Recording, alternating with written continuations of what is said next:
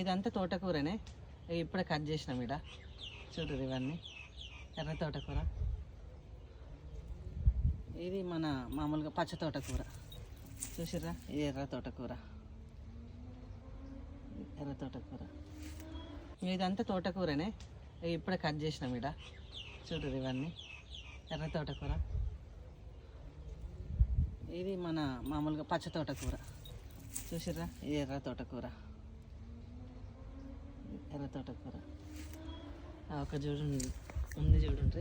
ఎర్ర తోటకూర ఎట్లుందో. తోటకూర గింత వచ్చింది.